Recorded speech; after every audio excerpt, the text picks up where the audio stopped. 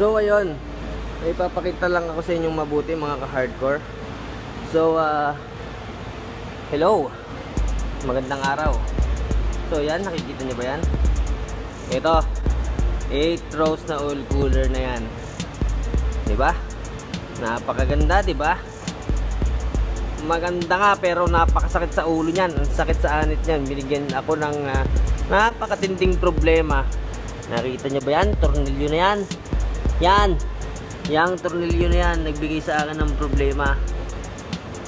Ito, yan, tornilyo na yan.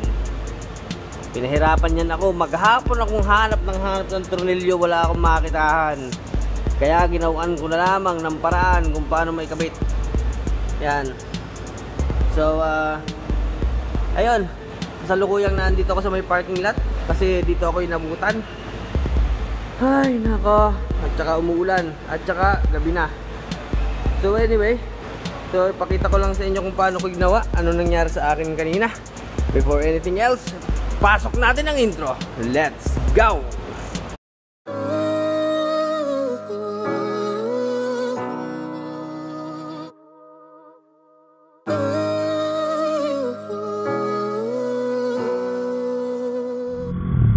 So ayun, what's up mga ka-hardcore? As you can see, hindi po ako naka-rider ngayon. Ang gamit ko ngayon ay Yamaha Mio. Yes, of course, naka Mio po tayo ngayon kasi kasalukuyan ko pong ginagawa yung aking motor. Meron po akong binili na 8 rows na oil cooler kay Lazada. And unfortunately, meron po ako ng problema. Ay nako, naghahanap ako ng mabibilhan ng tornilyo na pwedeng kumasya dun sa ating oil cooler. Kasi ang hinahanap niyang tornilyo ay yung nasa kalagitnaan ng smooth thread at saka ng rough thread. And unfortunately, wala po tayong makitahan. Akala ko naman yung pagpapalit ng oil cooler ay madali lang. So, andito po tayo ngayon sa may Makati, sa may Pio del Pilar, Makati City. And papunta po tayo dun sa may auto shop, sa may bilihan ng mga tornilyo at kung ano-ano pa. Yan. So let's see if baka sakali na meron dito, kasi alam ko kahit na anong hanapin mo dito halos meron sila eh. Ito lang yung ini-expect kong meron sila. So kung wala, edi wala tayong magagawa. So we're here. Ito po yung tinatawag nilang Taurus Auto Supply. Yeah. Okay. So, pupunta na tayo. Dalhin natin itong sample. Ay, nako.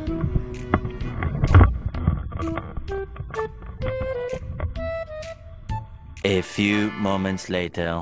So, ayun. It seems like we've got an epic fail. I thought meron dito, pero wala. So basically binili ko to sa Lazada. Supposed to be meron dapat itong tornilyo, and wala po siyang kasama. Kaya hahanapan po natin ng tornilyo na pwede sa kanya. And dito po tayo dadaan sa Evangelista. Papunta tayo sa may bandang EDSA, dun sa kabila. At syempre as usual, medyo traffic. Ayun. So yung 8 rows oil cooler na yon, in-order ko siya sa Lazada ng worth 800 pesos lang. Bakit? Kasi nag-sale si Lazada dati nung anniversary nila eh. Anniversary ni Lazada. Ngayon, ang tagal-tagal ko nang nabili yung oil cooler na yon. Ngayon ko lang ikakabit. At hindi ko naman akalain na mamumroblema ako sa tornilyo lang. Ngayon, dala ko yung sample ng tornilyo ng stock ng Suzuki. So, andito na po tayo sa may dulo ng Evangelista. Malapit na tayo sa EDSA. At dito ko napapansin na, alam nyo ba yung mga tornilyo na banjo bolt? Yun, yung ginagapit sa mga braided hose, sa mga preno, sa mga hydraulic hose. Yun ang kailangan ko na kakasya sa ating oil cooler. So ayan, dito ko napansin, oh. Ayan, meron dito. So dyan tayo magtitingin ngayon. Ito, park ako dito sa tabi siguro. Okay, so dalhin ko itong sample para makita nila. And hopefully meron dito. So ayun, nanggaling na ako, nakapagtanong-tanong na ako. And unfortunately wala pa rin kumasyang tornilyo. Okay, so ganito kasi yan. Yun kasing hinahanap kong tornilyo o banjo bolt, tinatawag na banjo bolt ha, yung malaki. Kasi nasa pagitan siya ng smooth at rough thread. Nasa pagitan siya ng smooth at rough thread. So ang hirap magkakita. Ngayon, wait lang. So ngayon ang hinahanap ko yung kakasya sa kanya, yung tamang laki niya, and at the same time yung malinis tingnan. Yun. Pero wala akong makitahan kahit anumang standards ko sa sarili ko, wala pa rin akong makita. Ngayon, papagasolina muna ako. At maraming tao, mamaya na ulit. Doon tayo sa kabila. So ngayon, ang hinahanap ko ganito.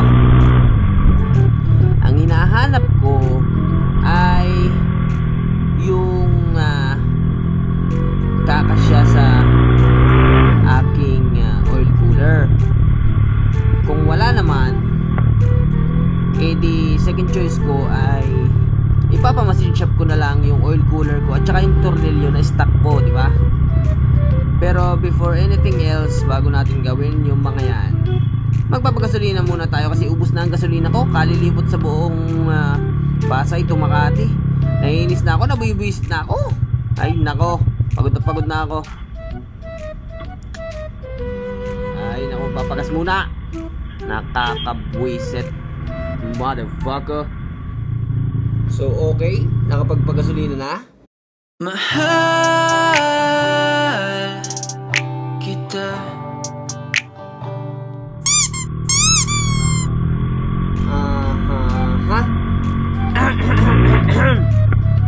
So anyway, ito ang plano natin. Kapag hindi ako nagkakita ng tornilyo,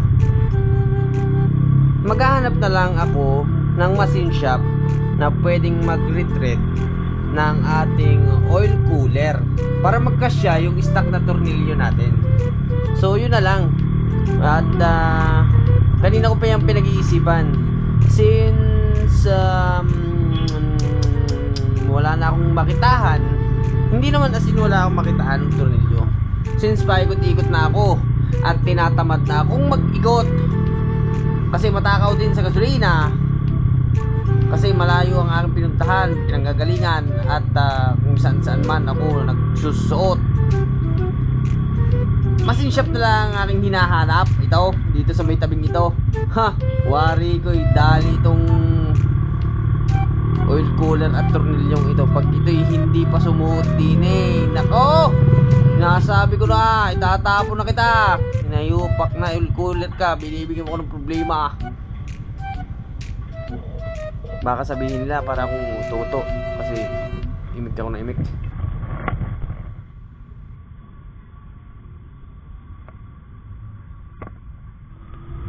So ayan yung binili nating oil cooler na napakatigas ang ulo. Yan yung butas na pinoproblema ko. Yung butas na yan ay napaka misteryoso. Ayaw sumuot ng ating tornilyo. Ayaw ng rough thread, ayaw din ng smooth thread. Kaya papabutasan kita ng bago. Hayop kang oil cooler ka. So ayan si kuya. Yan ang ating magiting na superhero. Naghahanap po ng pambutas. dito sa machine shop. Yan, machine shop na yan. Dito yan po matatagpuan sa tabi ng EDSA. Yan, machine shop. Yan, machine shop daw. Yan, dito. Yan, kita nyo yan. Yun, yung tapat ng truck na KMTC na yun. Dito yan makikita. Yan, sa tapat ng maraming sasakyan. A few inches later. So, ayun, pagkayabang-yabang ko. Epic fail na naman. Hindi na naman natira. So, ay, nakaw. Ay, ako'y binibwisit ng oil cooler na ito. Pagkakataas ng hubs na ito, Yan. So, papasok na po ulit tayo ng Pasay. Doon tayo sa kabilang machine shop. And hopefully bukas pa. Kasi hapon na po. Anong oras na? Tapos kita nyo yung langit na yan, madilim, walang araw-araw, uulan na naman. Ay nako, pag hindi ka nga naman inabot-abot ng malas, ay talaga nga naman. Kita nyo yan? Yung langit na yan, nagbabadyang umuulan. Ay wari ko'y napatak na. Namamatak na ang ulang ito. Abay, dali-dali. Ay siya, abutan nga yata ako nito. Padali natin ito. So ganito na lang itong technique natin dyan para hindi tayo abutan ng ulan sa daan. So ipapas forward ko na lang para medyo mabilis-bilis. Kasi nakakainis na. Shit.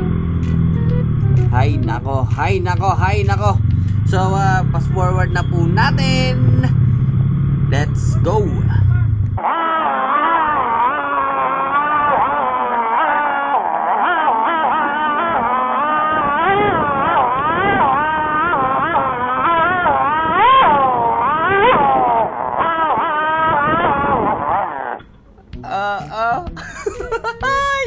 Pagkakabilis na nandito na tayo sa machine shop. Pagkakabilis. ay may aso. Sorry na.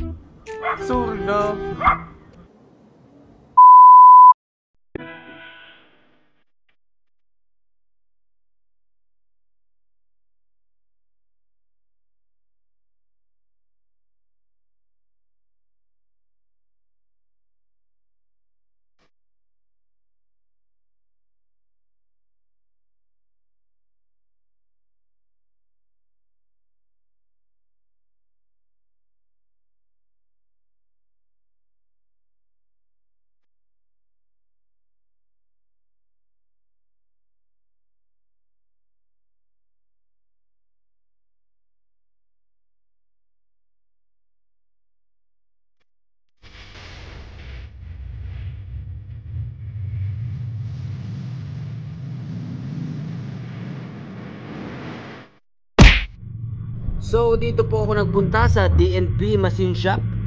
Okay, so pauwi na tayo at maiikabit na natin itong oil cooler na ito. At ay nako, nakakapagod, nakaka-stress. So ay nako.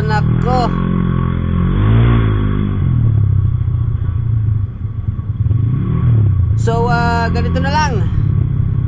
Bibigyan ko na lang ito ng isang matindi-tinding closing kapag buo na. At of course, paki-like, comment, share, and subscribe. Para doon sa mga nanonood, para doon sa mga subscribers ko dati na nagpapa-shoutout. So I will make a shoutout video siguro sa mga susunod nating upload.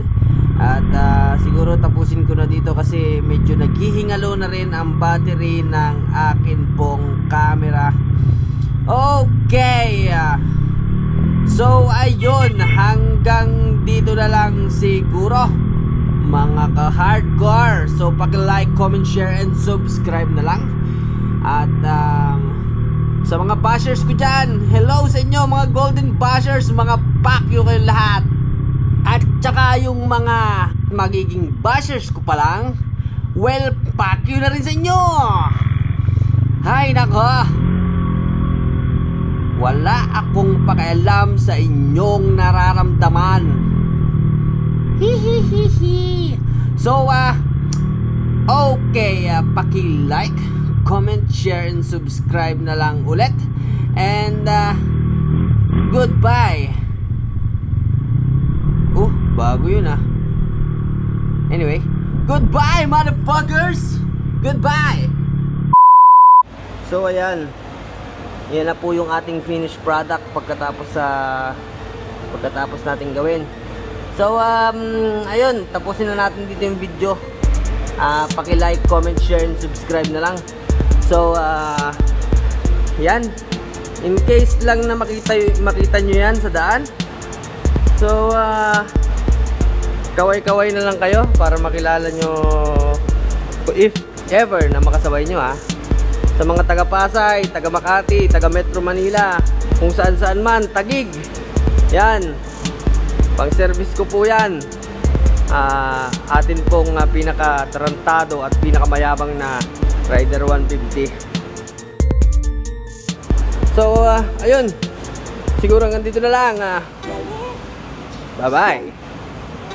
Goodbye, motherfuckers.